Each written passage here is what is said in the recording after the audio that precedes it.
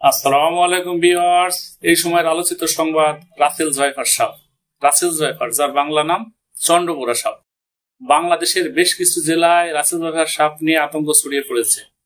ফেসবুকে বিষয়টি নিয়ে অনেকে নানাভাবে উদ্বেগ প্রকাশ করেছেন। অনেকে প্রচার করেছেন যে সাপটি কামড় দিলে দ্রুত মানুষের মৃত্যু হয়। পরিস্থিতি এমন পর্যায়ে পৌঁছেছে যে রাসেল জয়ফার সাপ মেরে ফেলার জন্য ফেসবুকে প্রচারণাও চালানো হচ্ছে।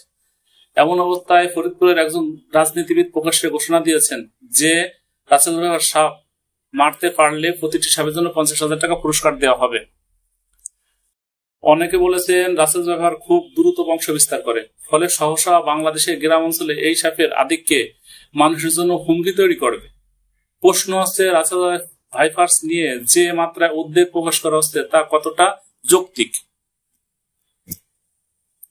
সাপ গবেষক ও বিশেষজ্ঞরা বলেছেন, এ প্রজাতির সাপ কামড়ালে তারও চিকিৎসা আছে। সময় মতো চিকিৎসা নিতে পারলে মৃত্যু ঝুঁকি কমে আসে।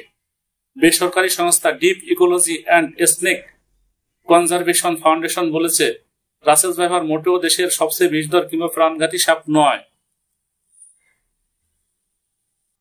বরং দেশে প্রতি বছর সাপের কামড়ে যত লোক মারা যায় তার অর্ধেকই মারা যায় পাতি কেউটে সাপের কামড়ে। তবে সময়মতো চিকিৎসা নিতে না পারলে রাসেল ভাইপার সাপের কামড়েও মানুষের মৃত্যু হতে পারে। আর স্বাস্থ্যমন্ত্রী সমন্তলাল সেন বলেছেন, দেশে পর্যাপ্ত পরিমাণ বিষ প্রতিষেধক বা অ্যান্টিভেনম আছে। দেশের সব জায়গার হাসপাতালগুলোতে অ্যান্টিভেনম রাখার নির্দেশ দিয়েছেন তিনি। বিষের বিরুদ্ধে কার্যকর বা বিষ নিষ্ক্রিয় করতে পারে এমন উপাদানকে অ্যান্টিভেনম বলা হয়। দ্রুত অ্যান্টিভেনম ইনজেকশন দিলে অ্যান্টিভেনমের অ্যান্টিবডিগুলো বিষকে নিষ্ক্রিয় করে দেয়। এর ফলে আক্রান্ত ব্যক্তির জীবন বা অঙ্গ প্রত্যঙ্গ বেঁচে যায়। প্রসঙ্গত, বাংলাদেশের সাম্প্রতিক সময়ে কয়েকটি জেলায় রাসেল ভাইপারের কামড়ে বেশ কয়েকজনের মৃত্যুর ঘটনা ঘটেছে। ঢাকার কাছে মানিকগঞ্জের কিছু এলাকায় গত 3 মাসে বিষধর সাপে রাসেল ভাইপারের কামড়ে অন্তত 5 জন মারা গেছে বলে সরকারি কর্মকর্তারা জানিয়েছেন। এরপর ভোলা সহ আরো কয়েকটি জেলায় এ ধরনের সাপ ধরে মেরে ফেলার খবর এসেছে।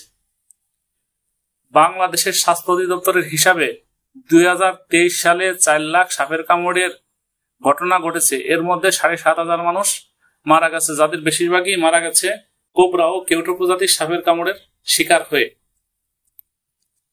তবে রাসেল ভাইপার কামড়ে ঠিক কতজন লোক মারা গেছে তার সুনির্দিষ্ট হিসাব পাওয়া যায়নি। যদি রাসেল ভাইপার সাপে কামড় দেয়, ভ্রান্ত বা কুসংস্কার ধারণা পরিহার করে ওঝার কাছে না নিয়ে রোগীকে দেরি না করে 24 ঘন্টার মধ্যে নিকটস্থ হাসপাতালে নিয়ে গেলে রোগীর জীবন বেঁচে যাবে এবং বড় ধরনের বিপদ থেকে রক্ষা পাবে।